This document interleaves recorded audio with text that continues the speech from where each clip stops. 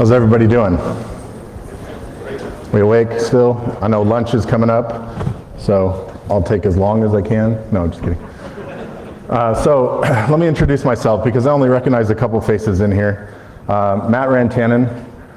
I am partnering in business development for Arcadian Infracom, and I've spent the last 19 years in Southern California working with 20 federally recognized tribes as the director of technology, building high-speed wireless microwave, supporting library schools, Head Starts, kids on the ground, people in their homes, and continue to work with them on a ongoing basis in policy and things across the United States.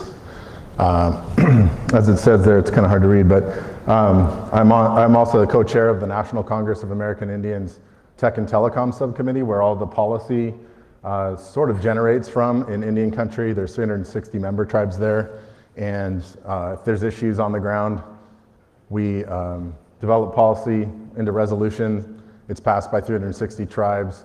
It moves on to the Hill in DC, and it work, through the FCC and different places like that. I'm the former chairman of the board of Native Public Media, 2 terms, and I'm currently the vice chair there. I sit on the board of American Indian Policy Institute at Arizona State University, and I advise the Western Governors Association on the tribal and rural broadband as well, which is actually where I just came from. I was in Vail yesterday speaking with them, and a few other things. I advise the the California Broadband Council on essentially everything to do with tribal and some rural broadband aspects that are in the state of California. We help their first responders network as well as their Office of Emergency Services. And I'm sure I'm forgetting another thing, but that kind of gives you a little bit of background on me. I'm Cree from Alberta area, Canada. Family's been in the US for 124 years. I also am part Viking and Finnish, as my last name says. So got a weird variety there, but Northern warrior type. So we'll go over some of this stuff today. I'll try to keep it fun. There's quite a few topics to talk about when we're crossing the communication deserts. Most of the corporations and even the governments look at communication deserts as off the United States continent, and they tend to do work off the United States continent trying to solve these problems, where in the last 10 years, a lot of the tribal folks, myself included, have really tried to focus the US government and some of the bigger corporations inward towards the United States reservation system, as well as some of the most rural settings in the US. Because we have those same communication technology deserts here, they're just overlooking that fact, and they're moving offshore to do demonstration projects when we could do a lot of demonstration projects right in our own backyard. So rural connectivity. So I'm not sure where you're from. It's going to take a while to figure out. But if you've driven across the US and you've ended up in a rural spot where you looked all the way around you and you couldn't find any people, you probably didn't have cell service if you weren't on a major US highway. So I'm sure then if you turned off on a side road from the road you were on and started to find rural housing, you would realize how much they didn't have access to the thing that we play with all day long in our networks, and that is access to broadband and access to communications. So the rural US has a big issue with lack of connectivity. And if you look, an average rural income is $52,000 per household. That's not per person. So there's a need for work, I would assume. There is probably a need for some funding to be able to pay for something like broadband to come to their house, and then as well computer equipment and things to be able to use it. Just like tribal, which I'll jump across, it's basically very similar because the tribes are all in rural America, except for those random tribes that happen to be in Palm Springs or adjacent to a major city. They're all in rural settings, and There's 573 federally recognized tribes spread out throughout the United States. The lower 48 has right around 325 reservations. And at the top bullet point there, 8,000 miles of middle mile fiber is missing to connect those reservations. And I know that because during the last administration, I was working with the CTO of the US, and we were identifying why tribes had such a hard time, a barrier to entry to getting access to just the basic fiber it would need to backhaul to the rest of the network. So we worked with a lot of the carriers in the United States and got all of their mapping and laid it over the reservation system, and we were able to identify that there are truly 8,000 middle mile fibers missing in this component. So even if they were to have a network internal to their reservation, they don't have any way to transport out, right? So they're very reliant upon microwave in this situation. Fiber infrastructure is hard to build, especially hard for tribes to build when it's not on their tribal land, when they're having to navigate county land to get services to them. Return on investment's not there for a carrier to build it, not enough bodies. Biggest reservations, Navajo in the lower 48, and there's 300,000 enrolled members, but they only have about 130,000 members that live on the reservation. So that's still not enough people, and it's way spread out to be able to return investment on this, on the design of how they need to recover costs for infrastructure.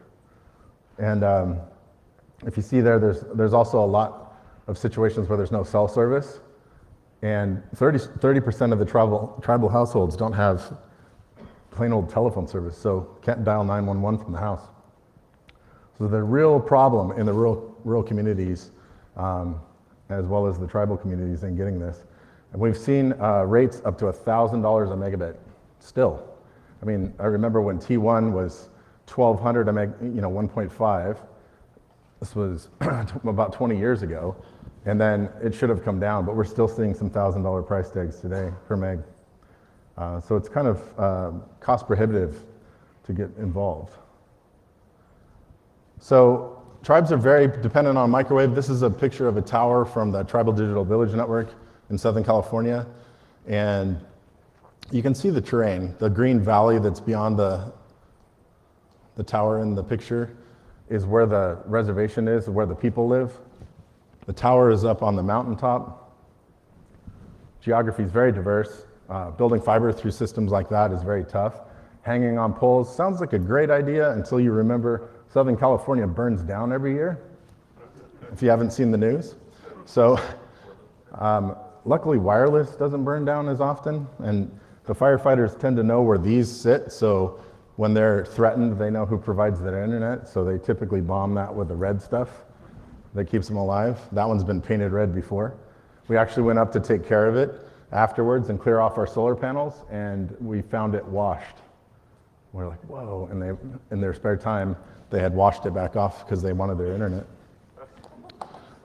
Pretty cool. They're probably on Amazon or something, buying stuff for the station.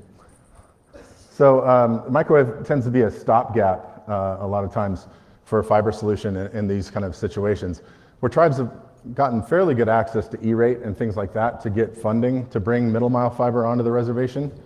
It takes a long time, right? Fiber builds take time. So to build out something so that the people can use it right away, microwave tends to step into the picture at that point. It solves a lot of geographically diverse problems. And for the bottom point there, the tribal historic aspect. So tribes have sort of a history of not being able to track some of their artifacts and things because they were moved around so much by the United States government. So they have a real tough time, and then when they did track stuff, people then took that information that they recorded and destroyed it.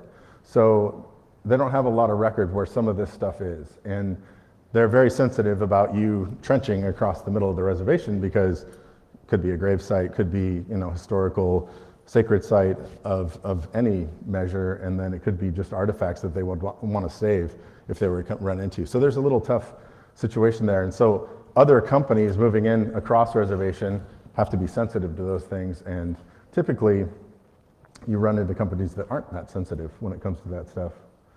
And example A, 20 years ago, everybody built the fiber network to go as fast as they could go, east, west, and a couple of north-souths.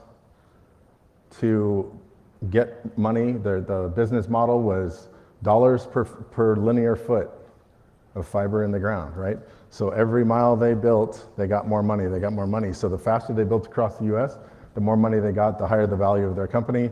And they built huge networks, but they avoided everything that would slow them down across the way, right?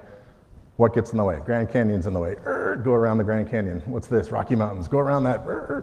What's this? Indian reservation. We don't know how to deal with that. We'll just go around those. We'll just skip all of them. They look like trouble. And keep moving. Also, tribes, because of the relationships they've had with the carriers in the past, wanting to just use eminent domain or some sort of easement blast through your reservation, they have a weird sordid past with these people, so they kind of feel like they're bullies. So they typically throw up things like a price tag of $1 million a mile for right away on their reservation, which is really a sign of, don't talk to me anymore, go away. So we've seen a lot of that kind of stuff happen. But it created, where the red circles are, giant communication deserts, right? So no connectivity to any value of throughput there to be able to tie it back into the system. So there's a little bit more of how it came to that. So carrier metrics, you know how the carriers make their money, right? They got to sell products to people. And they've sold us all our products, basically, right? We all have that smartphone, we all have that computer, we all have that stuff, and it's all connected to our system. What else are they going to sell us? They're looking at communities, in rural communities, that they don't have enough numbers to bring, it doesn't even make sense to even drive out there to find out if there's enough numbers for them to make their money. So there's no way for them to do anything new, like fill in those communication deserts by building across that. The carriers they're too leveraged. And they're strapped to business concepts of content provision now and shifting gears into, film production and becoming a content player, which are absorbing some of their free spend dollars. And they don't actually have the money to build out anymore in capacity. They typically just lease from everyone. So they also have some strained relationships with the rights-of-way owners. As I said, the relationships with the tribes. Carriers used to tend to build with railway as well, and I don't know, there's a horrible history with railroads and tribes. I don't know how many of you know, but at one point, one of the rail companies used bulldozers to push burial mounds over to make the raised ground to put the tracks on. So, there's a little American Horror Story for you. So a positive change in market dynamics, right? So the content players are now the drivers, right? Everybody that's at the top of that content food chain. You all know who you are. Some of you are in the room. I see you. You're dictating where the fiber is going to go. You're also looking for new fiber paths, right? You don't want to go down that same old path. What if a bulldozer chops that thing in half and then everybody goes down? Everybody goes down because they're all in the same hole. So it's time to build new routes. It's time to build new opportunities. And it's obviously time to, build a bunch more data centers because data is king at the moment. So they're driving, not the carriers are driving, right? So we're looking at situations where how fast can that cat picture propagate from here to Russia? And and if there's not enough fiber diversity or there's a faulty path in the system, that cat picture may not make it to Russia or to China or to Australia as fast as we want our friends that are over there to see it. So we need to get creative, and we need to build some new paths. A new positive change is that tribes are now understanding the value of broadband. Before they were just like, no, communication companies don't cross our reservations. We don't want to deal with you. Now they're like, how do we get broadband? Because broadband, unbeknownst to them, is as important now as electricity and water. They have a real bad problem with tribal youth actually getting educated, coming off reservation to go to university, and never coming home, because they could never execute any of the degrees that they get in the university where they live. So they stay away from home. So they're losing this massive educated portion of their population, and their reservation system is being depleted. Cultural leaders who used to say, no, we don't want internet for our kids.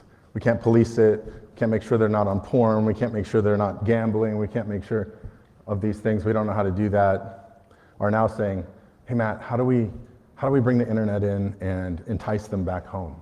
How do we bring them home? Because we're losing some of our cultural leaders that go get educated. We can't even continue our cultural stuff without those kids staying home. So there's a big shift there, and I think it's a positive shift, and there's a big component of how to manage your digital footprint, which we're helping in the process with tribes to understand like how better to use the internet to be protected. So let's see. So the first step obviously is the hardest. It looks like that's awesome. So I was wondering if this would happen. This tends to happen on the jumping between systems. The map has shifted up. So Phoenix is at the bottom of that Y, okay? And then the top left goes to Salt Lake City, top right goes to Denver, which it seems to be landing on Denver. The middle of that is no man's land, because that circle exists from our previous map. There was never anything built there. And the left side of that map, like I said before, Grand Canyon. Nobody could get through that, and you still can't, not legally, unless you have Evel Knievel, drag a cable over the top. Oh, he's dead. So we have on the right side, we have the Rocky Mountains, and those are really tough to build through, and you got about 3 months a year when it's not covered in snow. And then right down the middle of that big circle is the Navajo Nation. And the Navajo Nation was $1 million a mile. So nobody was going to build down the middle of that. So that left this giant hole in the United States where nobody has access. So there's 130,000 Native Americans on that reservation. There's probably another 130,000 rural customers that live adjacent to that reservation in that area, just in the center. Let alone you get down towards Phoenix in the rural setting, you're near Flagstaff, Tuba City, all those different places. You're actually around a lot of rural customers. So this is the first time that someone is building this kind of a solve for the system. So Arcadian Infracom, the company I'm doing partnering in business development for, this is our first announced route. So it's going to connect those 3 major data center cities. It is going to bring approximately 300 miles of fiber through the Navajo Nation, providing them with dark fiber, with lit services, and with money. And it converges 3 new fiber paths in one place in the middle of that Y, where there's ample water, there's tons of power. I'm thinking data center. So these are the types of opportunities that we need to see in the market, and these are the things that we need to change as far as the demographic, what we're looking at. We need to fill up these little, they call them white spaces, but now everybody's using TV white spaces, so that doesn't really work. But communication deserts in the middle of all these voids, right? So, full diversity, right? Completely new routes, going different locations, still connecting cities that we already connect, but you don't have to go all the way down here, across the bottom and back up to get there. You can actually go straight. Working with rights-of-way owners that previously weren't interested, and now are very interested.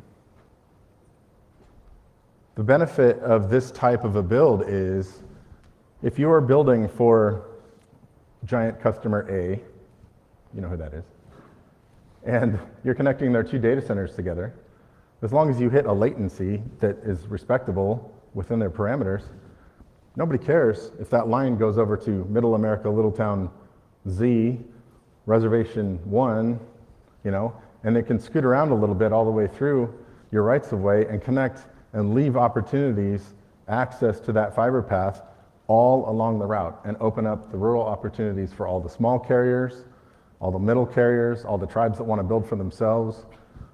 Little town USA, like Ammon, Idaho. I was just in Vail yesterday, and the technology director of Ammon, Idaho, they have a gigabit service for $26 a month. Every home has access to that in Ammon, Idaho. $26 for a gig, symmetrical. So these are the opportunities that will come off of this type of a build. So creating new partnerships. Department of Transportation. I mean, there's a lot of smart business going on in cars these days, and pretty soon it's going to be really smart because there won't be humans driving. Obviously, we're working with townships, power providers, rural co-ops, and tribal nations. So the benefits to the people: workers, local workers. Fiber needs to be maintained. Data centers need to be maintained. Local jobs in communities that don't normally have a job center. Fees for rights of way, right? There's funding there for paying for the rights of way for some of these organizations, some of these tribes. Educational impact. Connecting all the schools and libraries. Even if they're already connected, connecting them at a greater capacity so they actually can function in what we're doing today in education. Distance learning. My kids, I lived the last 10 years, minus the last year, without internet at the house. I bought a Verizon modem, I plugged it into a Cradlepoint router, and I blasted it through my house so my kids could do homework, and paid through the nose for that service to make sure the kids could have access. But now, this distance learning opportunity is huge, right? So they're going to have access at their house. They're going to be able to dial into tutoring services at the local university, get math help, get science help. There's actually been some things done on the reservations where they'll come out with a biologist and they'll have a test kit and they'll test the running water that's in the stream. But they'll put it on the internet so that the kids that can't be there from different reservations are able to participate, ask questions. It's bi-directional. Really cool stuff. So coding, software coding, app development, you name it, it's huge. There's coding camps happening in urban centers all the time. Native American kids hear about that and want to be part of it. They don't have access. Some of the smartest kids out there don't have access to coding. There's a scary thing happening in artificial intelligence. If you are not involved in the development of the AI brain, computer brain, you're effectively going to become extinct by that brain, that AI, right? So if Native Americans aren't contributing to the programming of the AI, then they will effectively not be visible to the AI in the future. Because the programmers that are doing it now aren't aware of the subtle nuances that make you Native American sometimes, or the differences that you are, I'm different than you in society. So some of those things are kind of scary. So getting tribal kids into coding camps with our partners, you know, big corporations that want to bring a bunch of kids into coding, this is a great opportunity. And when fiber comes into that space, they have every opportunity to be able to do that out on the reservation. So social impact is, you know, I think somewhat obvious. Everybody will have social media. Oh no, not that social impact. It provides opportunity, right? It provides opportunity for education, for job search, for health. It creates better community, more solidified community, happier community, access to information. And I gotta say, everybody bags on networks because, oh, all you're doing is feeding Netflix to everybody. That's all your network is worth. And 82% of our network in Southern California is Netflix. But if you have to take all the kids and the parents in the family into the one family vehicle and drive an hour to town and spend over $100 at the movie theater to be able to get entertained and eat up a 4-hour block of your life, I'm all for supporting 82% of Netflix going to rural communities because it gives people access to entertainment at their home. They don't have to take a risk or spend an exorbitant amount of money to get out of the reservation just to see a movie. Provides a little bit of hope. These kids, especially the bigger reservations, there's no jobs, there's no opportunities.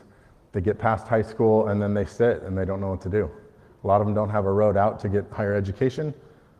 They just don't know where to go or what to do. And now with this opportunity coming in, they see the ability to telecommute for Google, telecommute for Facebook, telecommute for anybody. Do product support for Amazon, all kinds of different stuff. Or just write really cool reviews. So benefits for the partners. Obviously it's middle mile fiber from the backbone to the last mile provider. So there's a lot of last mile providers out there that have really, really bad access to the middle mile, and it's probably super expensive. This brings a whole new cost structure into that market and allows people to build way more and grow way more. Fiber to towers, obviously for the last talk, 5G, gotta have fiber. Increased federal grant program opportunities because there will be actual access to supplement. Economic development zones.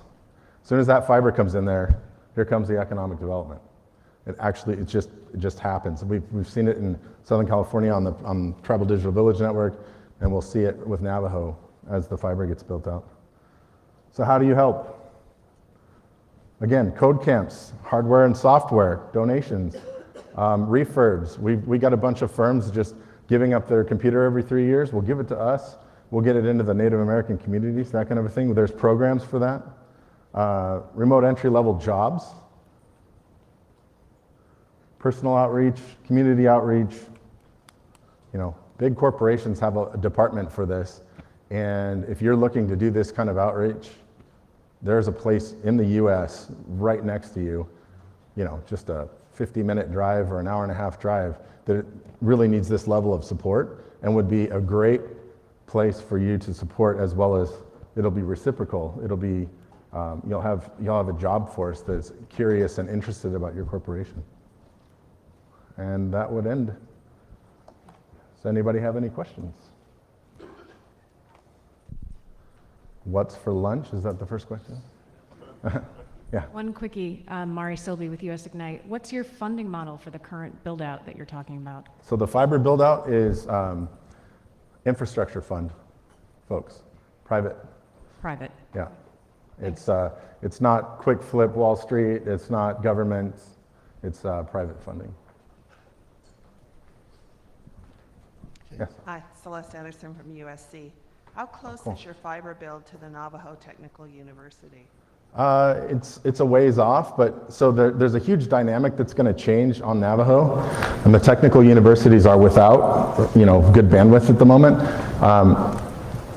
So NTUA, who is our partner on the Navajo Nation, we work with the nation, and that's their vehicle to deliver services on the reservation, has been killed in the price of bandwidth that they have to pay for.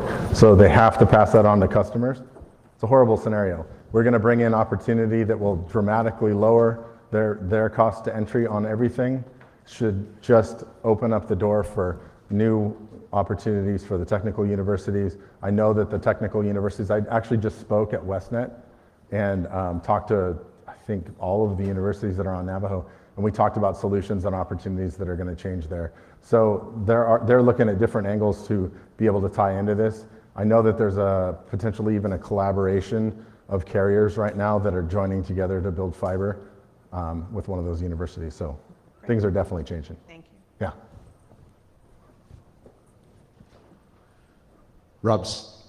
Geez, I'm 2 for 2 on this. Rob Seastrom asking a question on my own behalf. IPv4 addresses are expensive. Carrier grade NAT is a constrained resource. What's your IPv6 story like? That is for the engineer. IPv6 is nothing to be afraid of, obviously. I mean, it's going to be the future. Is it the future today? Well, this is 3 years out, right? This is lit in 2022. So sure, that's the future today. I mean, we're going to be 400 gig waves by then, so we should be IPv6 by then, right? Well, I don't know that for sure, but I can answer. I can follow up with you. We can talk later, but if you're not, Here, if it's not part of talk to this brainiac. Here's the president. Oh, okay, great. Hi. So real quick, we're not a service provider, so we're just doing infrastructure. It is fiber, 100 and 400 gig waves, that's it. So our you partners, partnered with other service providers. exactly. Okay, great. All the carriers, we want to leave meat on the bone for them. Their services they provide will be V4 and V6. Okay. Okay, thank you. Thank you, Derek. So last slide I forgot was up here. Derek, who just spoke, likes to make fun that I'm friends with Slayer, and I had to prove it on the slide. It was written up in the actual write-up in the magazine for the thing, so I had to, I had to go there. So I appreciate your time. Thank you, everyone.